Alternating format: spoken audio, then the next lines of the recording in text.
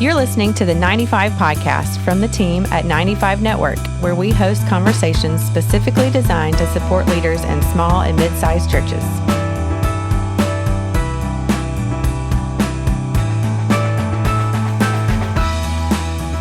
Hello, welcome to the 95 Network Podcast. I'm Carolee Culpepper, and I'm here with Dale Sellers, our Executive Director. How are you today, Dale? I'm doing wonderful. How are you doing as we begin a new year? I'm good.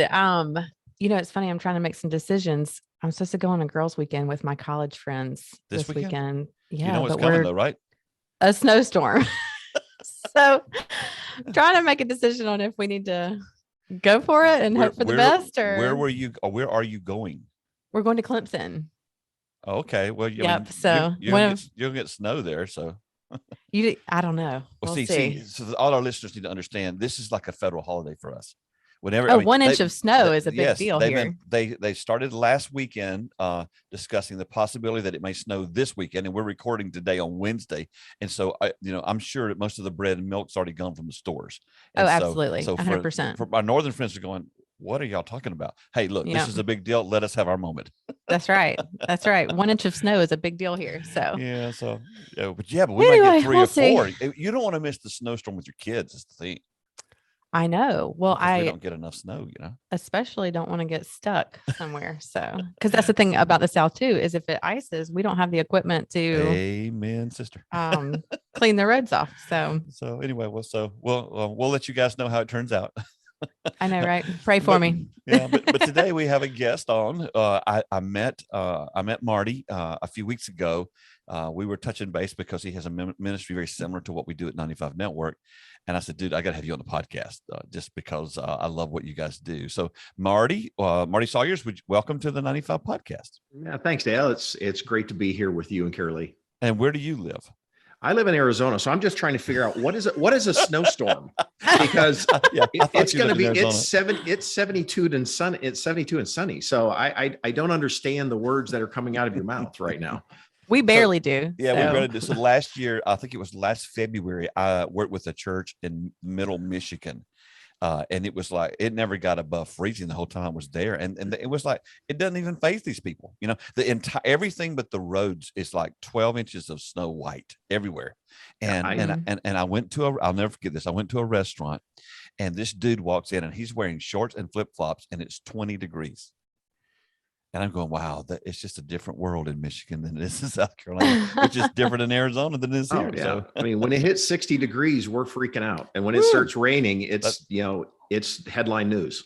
Well, that kind of relates to us anyway. So anyway, I want us to take a moment and just introduce you to our audience. And if you would kind of tell us your story and then tell us about your ministry that you have. And then we have some specific areas we want to go today as we talk. So sure, I'd love to. Yeah. Well, hey, I've taken a similar journey, I think, to some people that are in ministry now. Years ago, you went to seminary, you went to Bible college, and then you went to work at a church. My path was a little different. I was corporate. I was a finance guy. I was in the corporate world doing finance and sales and marketing. And I'd grown up in the church. I knew I would always be part of a local church, but I never thought I would ever work at a church. And God changed my mind and my heart about that. And so about 11 years or so ago, I came on staff at the church that my family and I were attending as the executive pastor. And I had the honor and privilege of doing that for 10 years. Wow. And then, but then during COVID, we're sitting in the pool in the middle of July, because that's what you do in Arizona. And my wife says, hey, what are you going to do next?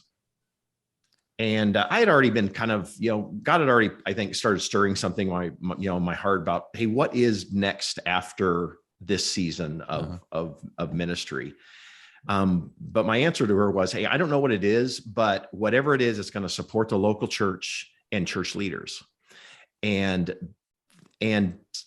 4 months later, I get an email from an executive search firm about an opportunity, about an amazing ministry that's looking for a new president and CEO. And that was Full Strength Network. And come March 1st, 2022 is when I had the honor to start leading that organization. So now I'm in it 10 months now. So you mean 2021?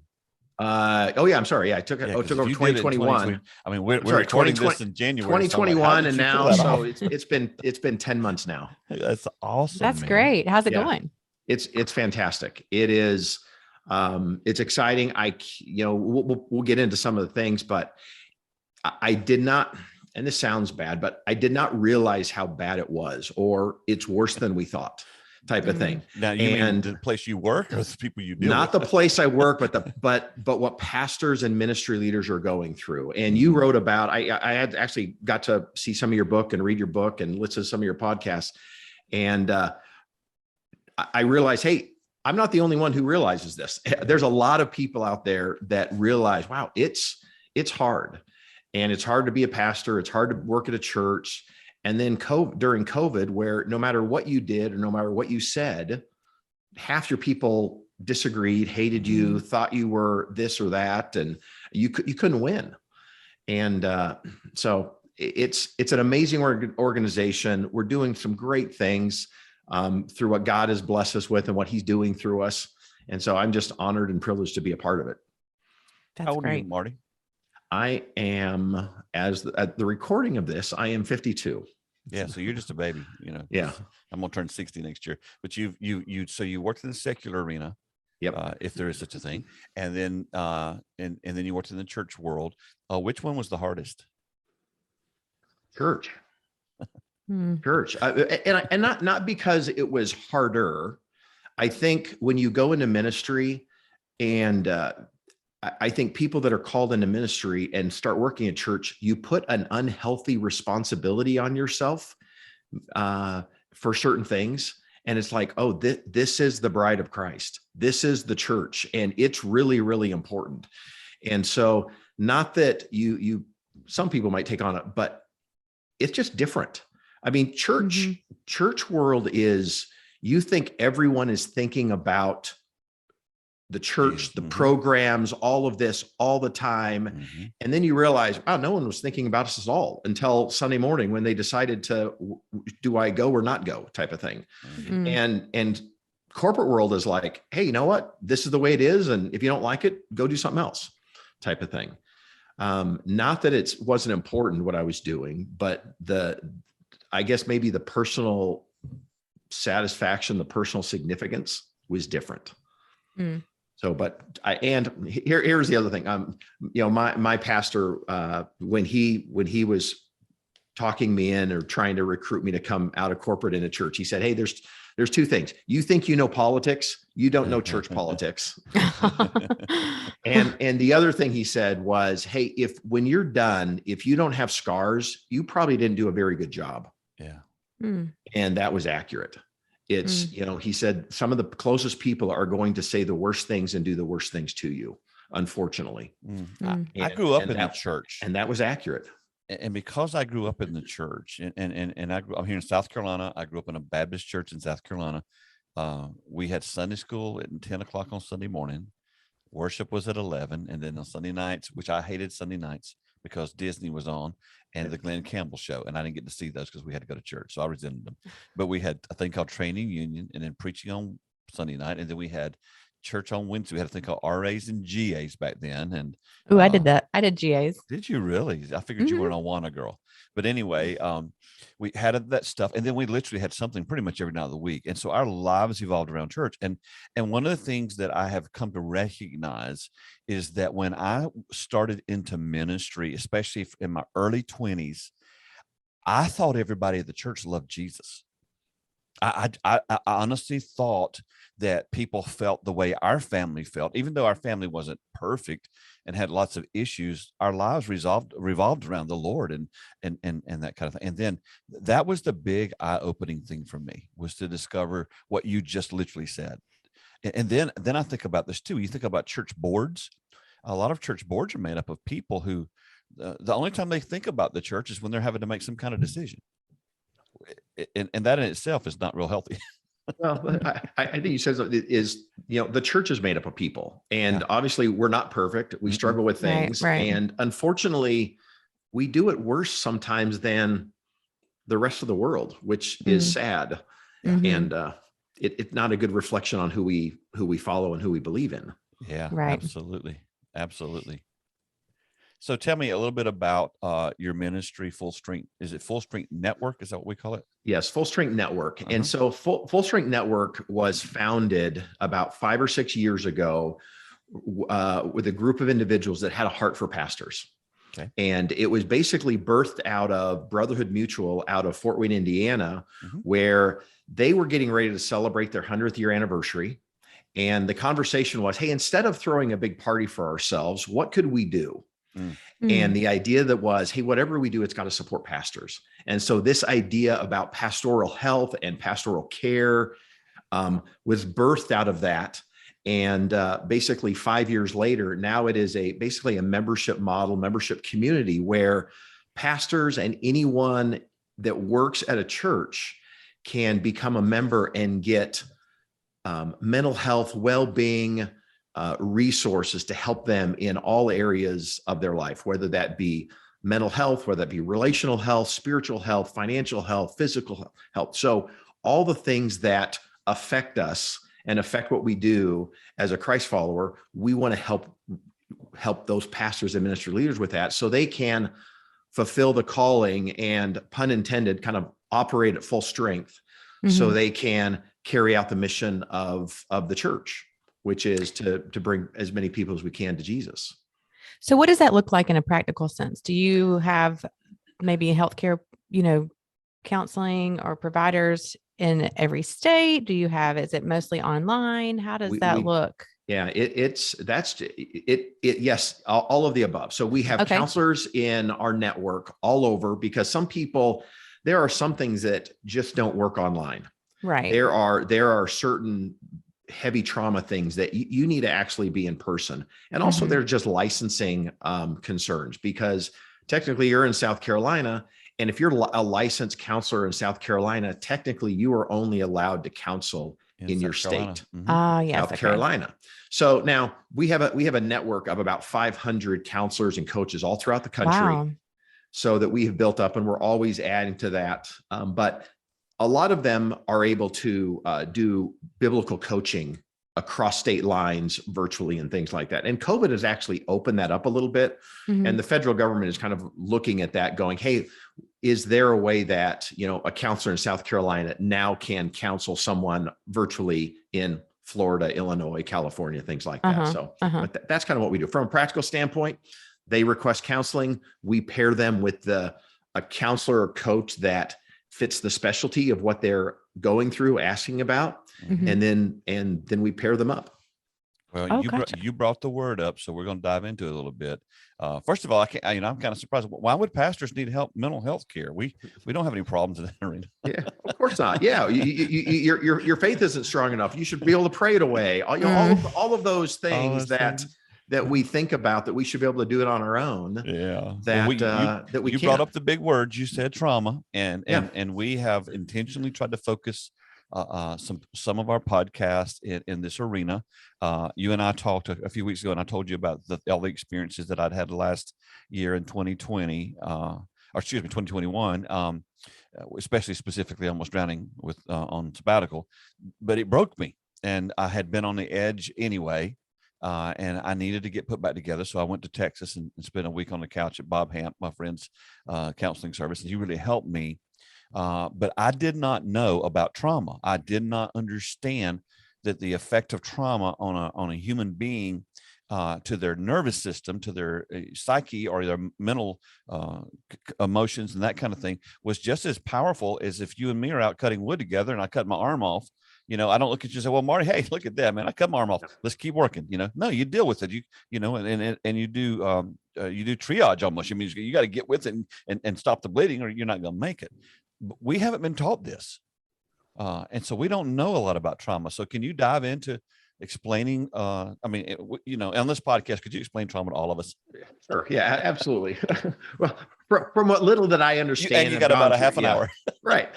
I mean, from a clinical standpoint, from what I have learned and been taught and told is, hey, there's what we call big T trauma and little T trauma. I mean, big T trauma, people understand, hey, I was abused. I was, there was a major death, accident, major life event that altered kind of my life.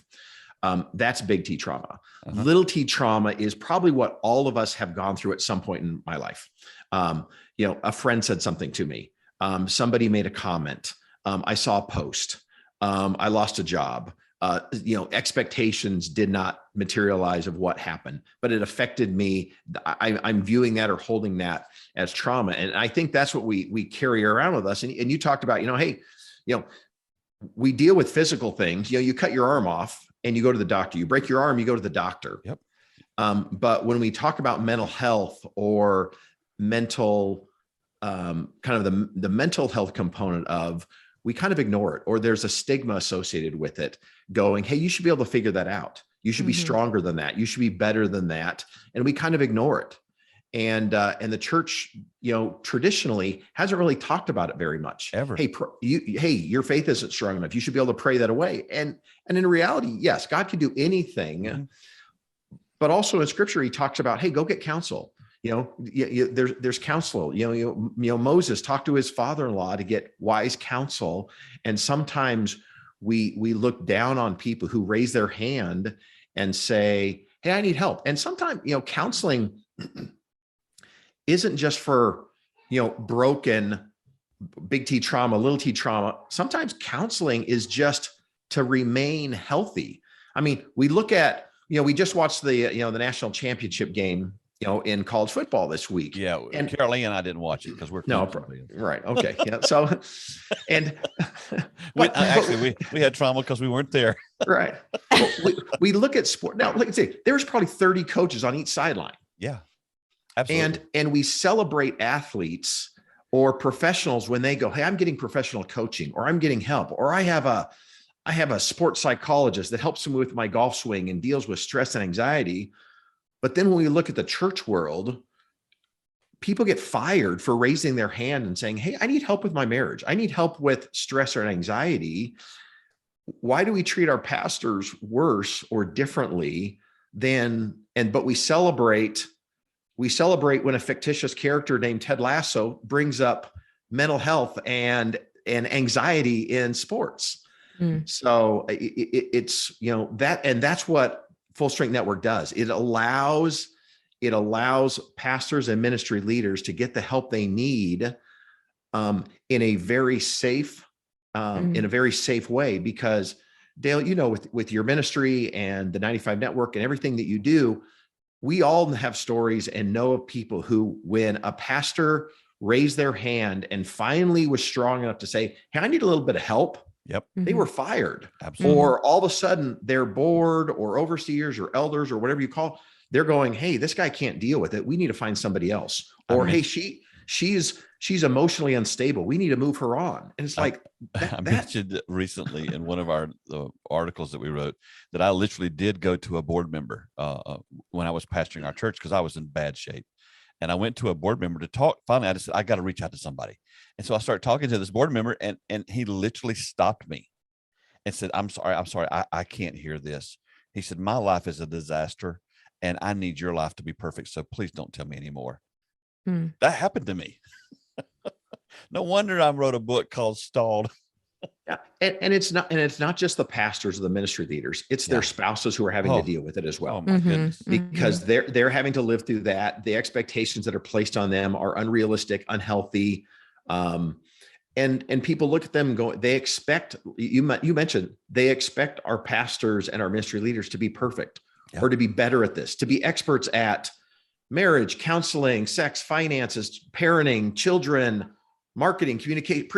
We put dozens of expertise on our ministry leaders and expect them to be really, really good at them and hold them accountable for all these things when that's unrealistic. Why do you think that is? Why do you think that it's become, pastors are perfect. They don't make any mistakes. They don't need any help. They're just here to help us. I don't know. I think I think that's changing a little bit culturally, but I think maybe traditionally, because you are under biblical authority. They are teaching you the word of God. And we put this, unhealthy, expectation on the person who is teaching us, preaching to us, things like that, as opposed to, The church was not designed for that. The church was designed as a team sport, to be in community and to have a group of pastors, overseers that led the flock, not one person, and they are better than everyone else. I mean, Paul talked about all the problems that he had. So I don't know why we should expect, modern day ministry leaders to be perfect at life. I think I have some insight that goes with what you said. One of the things that I think that has crippled the American church, and I think we're going to have to solve this problem on the backside of COVID if we ever get to the backside of it, is that most churches view their pastor as a hireling. And so a lot of churches think, well, you work for us, we're your boss, which is not biblical. But the flip side of that is a lot of pastors are not equippers. A lot of pastors are doers. So we walk into that role ourselves because we do everything, and we do that to fill our own emotional tank, which that's another realm we could go into later if we need to. But because our model that we operate under requires that the pastor do everything, and if they're going to do everything, then they certainly need to be perfect. And so I think the lack of equipping, the fact that most of our pastors are not equippers, is jumping up to bite us in a huge way right now. Right. And that is, I think, and that's what the church and I think pastoral leadership was designed from a biblical standpoint, to equip the saints. That's what we're called to do. That's what we're called to do. That's what we're called to do. And I think sometimes we fall into, unfortunately, hey, they're a really good preacher. And so they're gifted at that, or they're really good at this. And so we put other expectations on them, or put them in roles, or expect them to do things that they weren't designed to do, or that other people in the church were designed to do, and to utilize their gifts for. So, excuse me. Absolutely. So here, you mentioned a few minutes ago that we've got the big T trauma, and you talked about really life-altering events, and then there's the small T trauma. My question is, do they both have the same effect? I don't know, but they probably, well, they can. I mean, if you don't take care of little T trauma, I mean, think back about something that happened to you as a child. You remember somebody that said something, did something from grade school, junior high, high school, even in the last couple of months, that somebody said something to you. And in the grand scheme of things, okay, they were mean, they said something unkind, whatever that. I mean, but we carry that with us, and we allow it to affect us because we dwell on it. We think about it. It affects us. It eats at us. We don't let it go. We don't forgive. And then it can become, at some point, it could have the same effect as big T trauma. Does it go away on its own?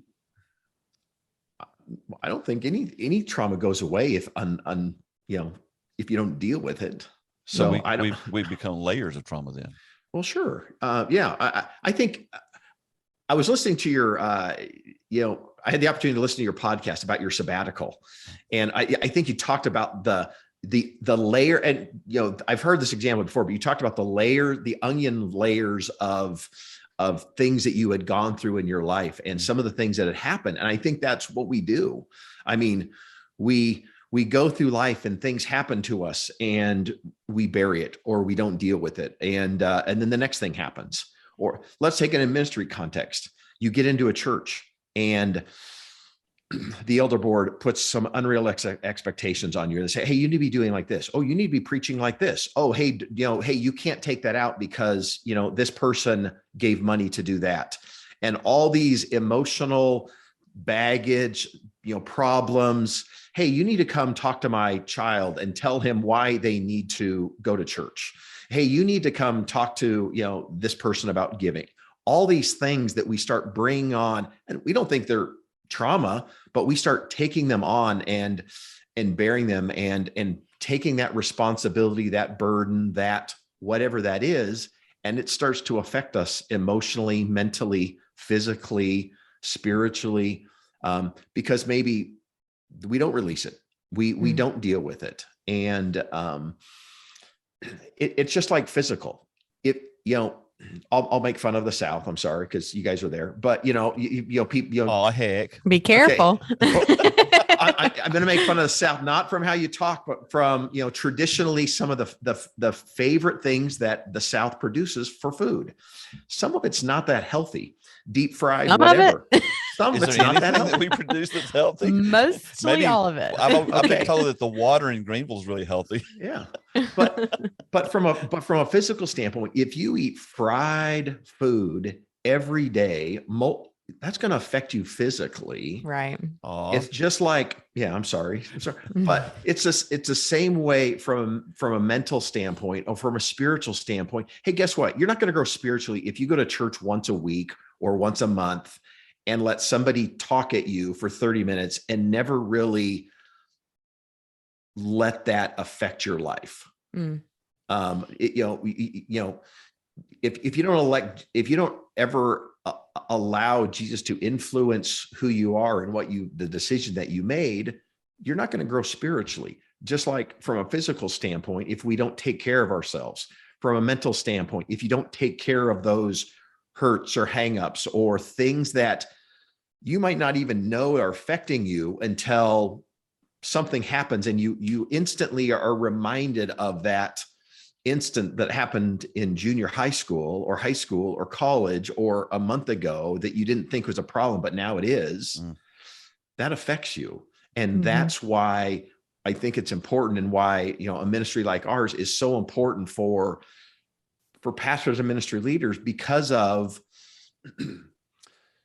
what the church is established for. And what they were called to do to carry out the mission. I mean, Dale, when you and I were talking a couple of weeks ago, I think it's important for us to carry out our mission at full strength, because it helps ministry leaders and pastors carry out the mission of the church, which is God's plan A. There is no plan B. And so it's not like God's going, well, I tried to establish this church and boy, they're all, it's not what I had originally intended, but hey, okay, now it's time to go plan B. There is no plan B. It's the church. Yeah. Right. And that's how he established his church. He told us the gates of hell were not going to overcome it. And so what are we going to do with whatever context we're in or whatever ministry we're in to help carry out his mission? I've always heard, talking about pastors with taking care of themselves. I'm sure y'all have heard this too, but the example of in an airplane, if it's going down, you have to put your safety mask on first before you can be help to anybody else. And I think that's so true. Pastors, like, they have to take care of themselves mentally, physically, spiritually, before they can be healthy for other, to carry other people's burdens. Well, how many pastors that do counseling? Do counseling or get counseling? Do counseling. They're counseling someone, all of them. All of them. You're counseling. Yeah. Well, you might have had a little bit of training in counseling, but where are you going to get help? Because you probably don't trust your elder board to share some of the things. You might not have a close confidant. You can't go to somebody in your church. You might not be able to talk to your staff member. Hey, you know what? The thing I'm struggling with might be with my spouse. I don't want to go talk to them. So where do you go? Right. So it might be a coach or a counselor or a mentor or somebody like that. And I think, go ahead. I'm sorry. What do you think is the main thing holding back pastors from reaching out for help? I think it's a variety of things for different people. Some of it's pride. Hey, I am better at this. I should be better at this. My faith should be stronger. I can pray that away. I think the stigma of mental health, of going, because of the phrases like, oh, you're crazy. Oh, that crazy people go to that. Oh, broken people need that. I'm not broken. I'm just depressed. I'm just a little anxious. Hey, it's COVID. Right. Well, guess what? You got to deal with that. So let's help you with that. And it might just be a couple of conversations to deal with. And here's the thing, it might not be clinical. It might not be that trauma thing. It might just be, man, I just don't know what to do right now. I am stuck, or I am stalled, or my church is half of them do not like my stance on this candidate, or I didn't speak up about this candidate, or, hey, I got vaccinated, or I didn't get vaccinated, or I want to wear a mask. All the things that are our everyday life right now, that we don't know how to process that. Right. And it's okay. I think what's getting better is some well-known pastors, preachers, leaders in Christian space, church space are saying, hey, go get counseling, go talk to a coach. It's okay. I do this. But I still think there's that, well, their name, pick a famous pastor. Well, they're there, they can go get it.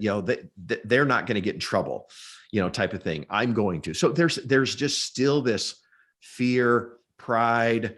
I don't know where to go. I don't know where to go to get help. I'm in a rural community of 4,000 people, and there is one counselor in town, one Christian counselor in town. And if I go there, everyone's going to know it. Well, oh yeah.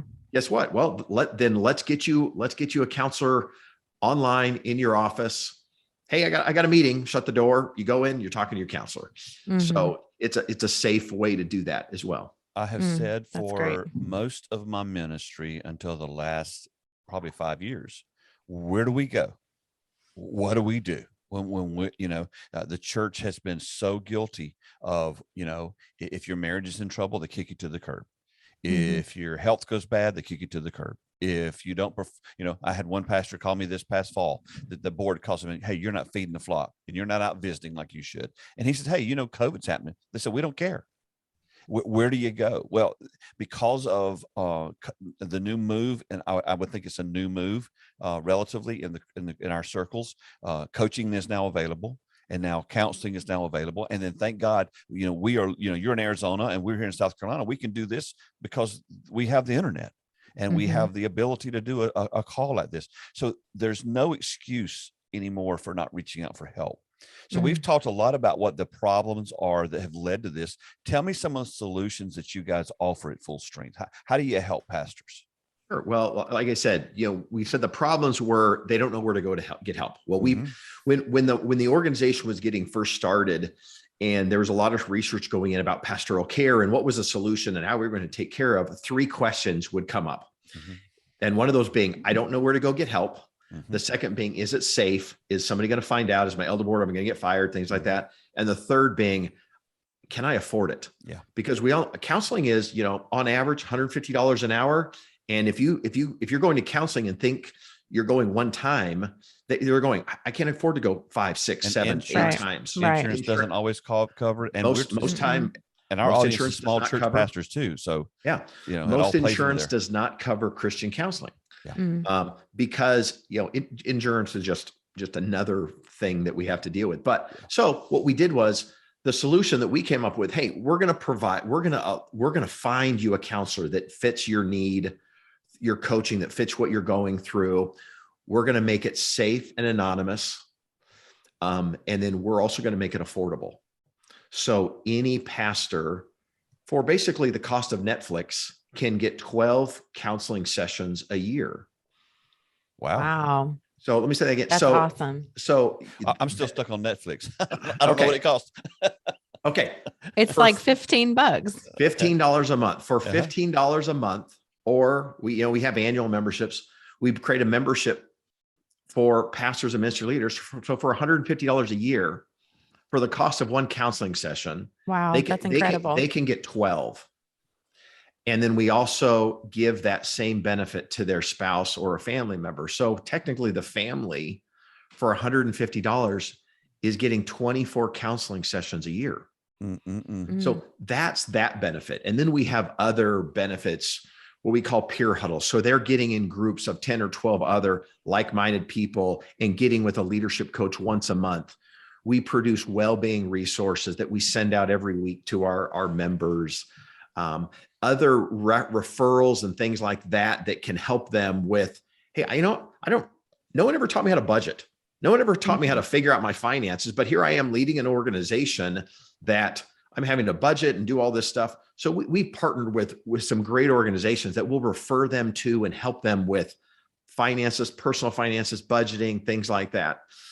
So a lot of things just to help in that space of, hey, I need help. I don't know where to go get help, and I can't afford it. So we answer all those questions for them. And when I say safe and anonymous, it is. We operate like a doctor's office. So when a member asks for help, they log into their membership portal online, wherever they're sitting in South Carolina, request for help, just like they would at a doctor's office. They fill out a simple form. Our system and our people pair them up with the best appropriate, give them some options of a counselor to pick. They pick them, and then they're off to the races getting the help they desperately need. That's great. Is your help all biblical? Is it clinical, or do you mix it a little bit? When you talk about counseling, what are y'all's focus? I know this is kind of a big deal in some settings. It's both. All of our counselors are all Christian counselors, and they all agree to our statement of faith. And they go through an in-depth application, background, reference check, and then live interview with our director of counseling, because, hey, it's great that you're a Christian, a Christ follower, and happen to be a counselor, but the only people we are sending you are pastors and ministry leaders. So we want to make sure that you have a heart for the local church. Yeah. So that is a big deal for us, is we want to make sure that you care for the local church, you care for ministry leaders, you care for pastors, because that's the only people we're sending you. And so that's why we go through that live. So that's why it's a fairly in-depth process where we have certain requirements for years of experience and licensing and things like that. So yes, but they are all clinically trained, because some of what they're going to talk about is clinical, but they are all coming from a biblical based background. That's great. That's really cool. Let me ask you this question. Do you have any success stories that you can think of? Oh, absolutely. Without revealing pastors' names. Dale over in South Carolina, he was a stinking mess. Let me tell you about him. Well, it's funny you mentioned South Carolina. Of course. There's a church in South Carolina called Alive Wesleyan. Yeah. And Tom Harding, the senior pastor out there, he has a story that he has shared publicly. So I'm not revealing any secrets, but he had his own episode of burnout years ago. And he went through that, and now he is part of Full Strength, and he does it not because he's burning out, but he's doing it, and his whole staff is doing it because he wants them to remain healthy. Wow.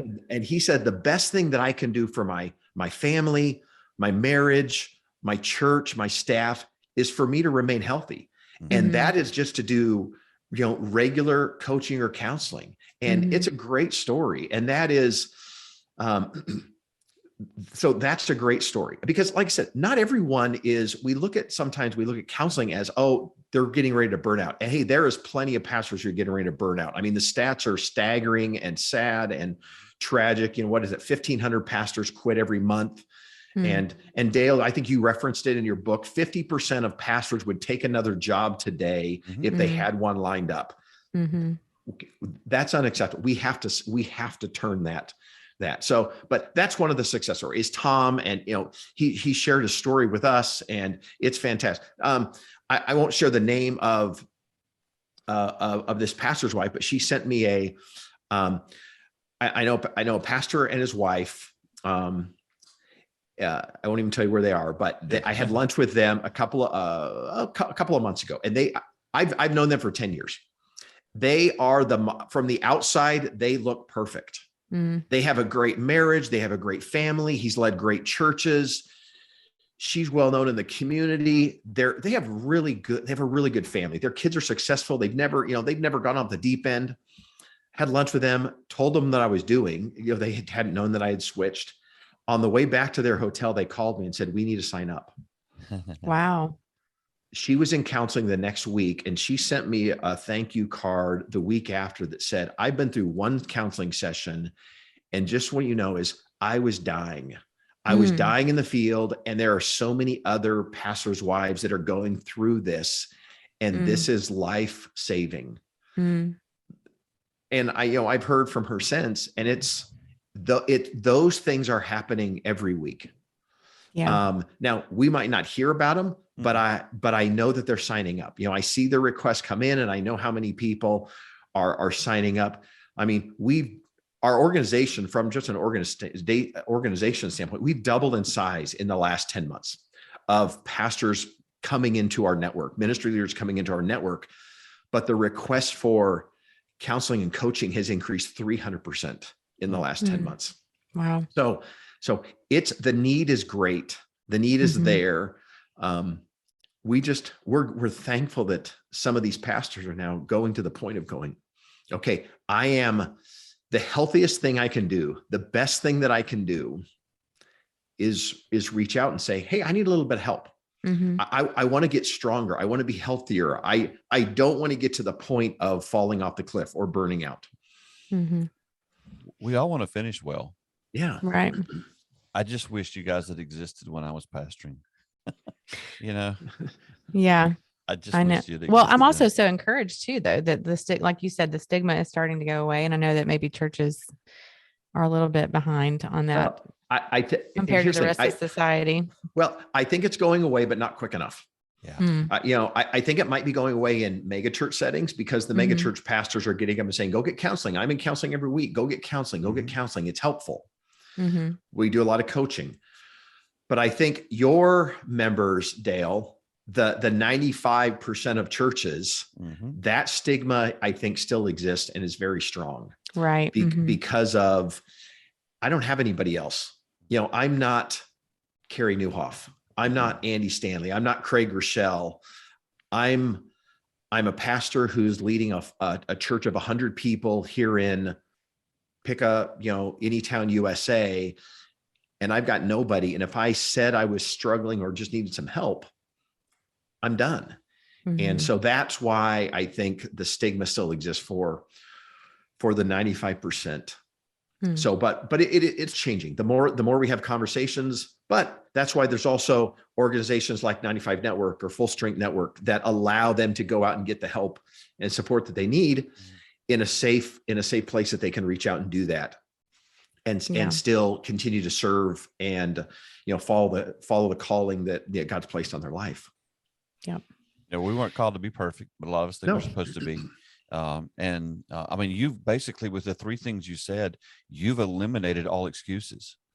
Yeah. Because you can do it incognito. The people don't follow about, and then in the fact that you can afford again in our constituency that we reach out to, the cost is a huge deal. Yes. I mean, there's so many things that are available today to help small churches that they can't afford. I remember pastoring a small church, and I've shared this so many times that we would literally on Sunday morning, we'd dump the offering on my desk to find out if I was getting paid that week. And so when you're just trying to pay that and pay the power bill and the water bill, even if the pastor needed help, I mean, I couldn't go to conferences. I couldn't do anything like that because we didn't have the resources.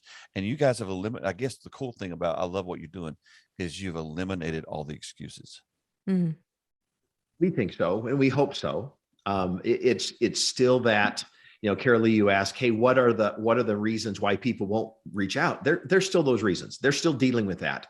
It's still I spoke with, I was meeting with a pastor in the Midwest a couple of months ago, well-known, ran a great church, wasn't part of the 95. He was part of the, mega church, family type of thing. But he said, hey, I signed up. I was like, great. And he goes, and I reached out and I'm getting counseling. I said, fantastic. And he goes, but can you tell what I'm feeling? I'm feeling embarrassed, ashamed, like I should be better than this. And it's like, man, I wrote a book about that. The healthiest thing you could ever do is finally get to that point of saying, you know what? I just need a little help. Yeah. I mean, and that's okay. That's okay. I mean, I think it's kind of scary though, from what I've seen, pastors and people in general, I think there's some defense mechanisms up. Well, and some fear of transparency and just having to sit down and share things like that with somebody. We've been burned so much. I mean, and you want to protect yourself, Marty, and even seeking counseling can be scary. You did ministry. Well, I think you said 10 years before you started doing this. Yeah. So I've been doing it for 40 and we've been burned so much. And the reality is this, I'm 60, almost 60 now, and been doing ministry for 40 years. And only because I love Jesus and I love the church and I believe in it, am I still in it. But most of my peers are not here now. Most of the people who went in ministry, when I went in ministry in the 80s, they're not in ministry anymore. Some of them have lost their marriages. Some of them have lost everything. We've been burned a lot. And so it makes it difficult. Even when you hear Dale and Marty and Carol Lee come on and say, oh, you can trust these guys. Yeah. And so that's why I wanted to have this podcast. That's why I want us to be honest and transparent, just to be able to say to the listeners, look, you can't keep doing this. I remember, I think it was one of the national ministers shared this story many years ago, that he had a friend that took him to a restaurant one day, and they're sitting in the restaurant, and all the friend did was look across the table and say, you don't have to live this way. And he paused a minute. You don't have to live this way. And he paused a minute, and he just kept saying over and over, you don't have to live this way, till the man finally broke down because he started receiving it from the Lord. And I want to say to our listeners right now, you're not Superman. God didn't call you to be Superwoman. You're not a Marvel character. You weren't called to be a Marvel character. You're a man or a woman of God that the Lord wants to do ministry through. You're not doing ministry for him. You're doing ministry from him, and you cannot keep doing this. And the big overall arching impact is, if you have unhealthy leaders, you'll have an unhealthy congregation. It's just a fact. Yeah, that's actually our core belief at Full Strength Network is healthy pastors lead healthy churches change the world. And honestly, we're not doing that right now. And that's why that's why we're doing what we're doing. Amen. That's why you're doing what you're doing. And what Amen. We're doing what we're doing is because it goes back to that statement I made. And I saw it in your book. I think it's chapter 9, where this is God's plan A. There is no other plan. It is the mission. He established a church, and that's how we're going to spread the gospel. And, but I think you asked me a question, earlier is, and it popped into my head because I was talking to my son. He's getting into ministry. He's in music, and he's an MD, and we're proud of him. But I finally say is, hey, this does not define who you are. I said, I don't care where you work or what church you're at, or this is not who you are. You are a Christ follower first. Then you will be a husband. Then you will be a father. You are a son. None of what you do for the church defines who you are. Now, I'm not saying that's not important, and what you're doing is not important, but that does not define you. It's what you do, and it's really important, but it's not who it does not define the makeup of you. It's because Jesus is not keeping score.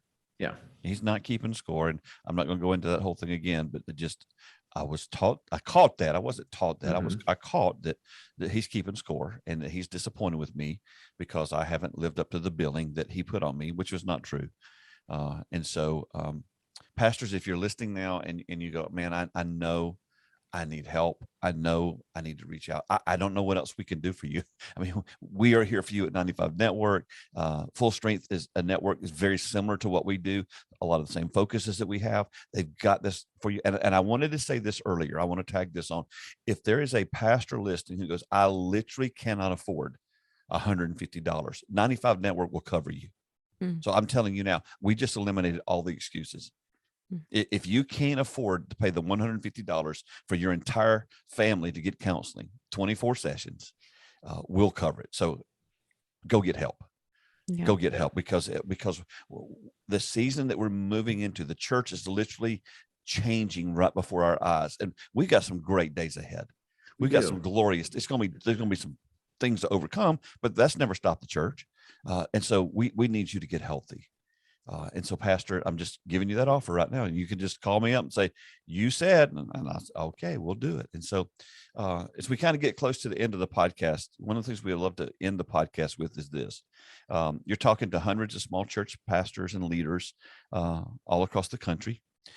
If you were talking to them one-on-one right now, what's one word of encouragement or advice or wisdom that you would leave them with today if you had a chance to sit down and maybe have coffee with them?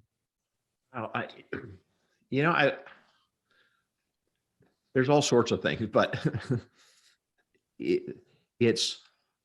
think the encouragement is you're not alone. you are loved. I think we preach about that. We talk about that. We tell our flock that, but I don't think we receive that. I sometimes you are loved. And you don't have to do it alone. I mean, this is not, I mean, we tell our flock, we tell the people that we're shepherding, we tell the churches, church is not a solo sport. It is to be done in community. Why are you doing it solo? Do this in community. And your community might be with other pastors, other networks, with a counselor, with a coach. You don't have to do this alone. You were not called to do this on your own strength, out of your own efforts. God is going to do it through you, not you can't do it on your own. So there's all sorts of things, but I think that's probably what I would want to encourage them in is, hey, there are people that love you and want to help you and support you to fulfill the call of what God has placed on your life. We will help you with that. That's great. Well, we really appreciate you being here today. This is a moment that we're in right now. I just, I can see Carol Lee, her wheels are turning because she grew up in a small church and she knows the experiences that her family had. And my wheels are turning because I know the experiences I had. And, we want to help you, pastors. We're there for you. Anything we can do, if we can connect you to Marty. But Marty, if someone's listening right now, how could they? What's the easiest way to get in touch with you guys? The easiest way is to go to our website, which is fullstrength.org. Fullstrength.org. All the information is on there. You can sign up. There's great resources already that they can find. But that's the easiest, quickest way. And we put you on our website as well. So under our strategic partners section, we've got you guys listed. We've got a link to your website. We've got you in our resource directory, and we got you in our hearts. And so thanks for what you're doing. And man, you guys just keep on keeping on. Well, together, I believe we're going to really make an impact in the days ahead. Well, thank you so much. Thanks for inviting me. Thanks for even though our relationship is it's only been a month old, but I really appreciate the time we've been able to spend already. And thank you for everything that you've done and the resources that you've provided. I finished, this is maybe a shameless plug for you. I finished your book this morning. I thought, hey, I'm going on his podcast. I should probably read his book. My book yet. So that's not true. I'm halfway through. I said, I know some people. I didn't call you out. It's fantastic. And it's great. And I'm not just saying I pull things out of it. And the great thing was it just reinforced some of the things that I know are true and that can help people. And so it's fantastic. So thank you for your experience and the things that you're leaning into the 95% of churches in the country. Thanks for listening to the 95 Podcast. We look forward to sharing another episode with you next week. In the meantime, visit our website at 95network.org. The website is loaded with great resources created for small and mid-sized church leaders. Until next time, have a great week.